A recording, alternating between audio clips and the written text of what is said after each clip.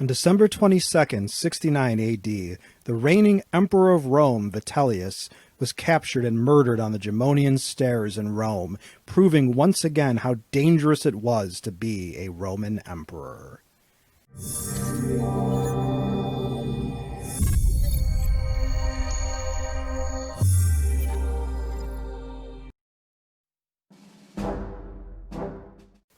The year 69 AD is also known as the Year of the Four Emperors, which should give something of a clue as to how short one's reign may be.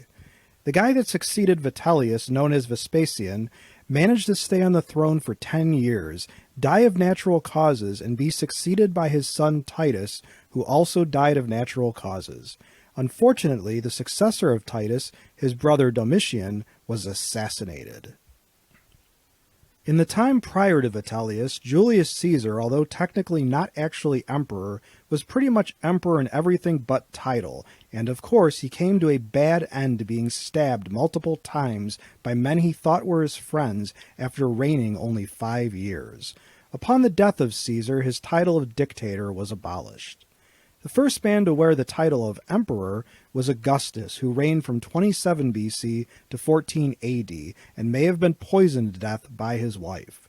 The successor to Augustus was Tiberius, who reigned from 14 AD until 37 AD, when he was murdered by the next emperor, Caligula. Caligula, whose actual name is Gaius Julius Caesar, was infamous for his excesses and was himself murdered after 4 tumultuous years on the throne.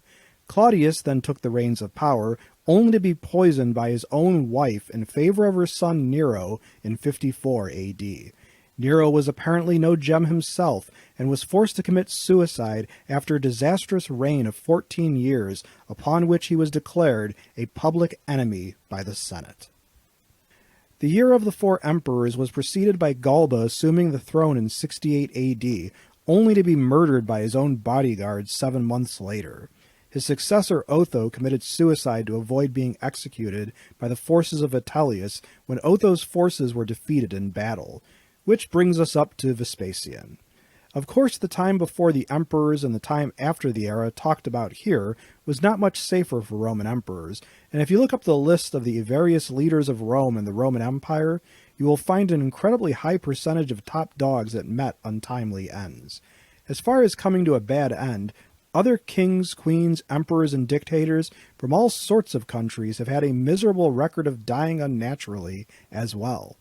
What baffles us at History and Headlines is that these monarchs that are supposedly ordained by God or the gods to rule, and sometimes even stake a claim to be gods or demigods themselves, are so readily murdered, and the institution of the throne is not thus undermined and abolished. As a question for my students and subscribers, how can the public continue to allow such an institution as a monarchy? Feel free to give us your thoughts on the subject of monarchies, and while you are at it, let us know who your favorite Roman emperor was in the comments section below this video. If you like this video and would like to receive notification of new videos, please feel welcome to subscribe to History and Headlines and become one of our patrons. Your viewership is much appreciated.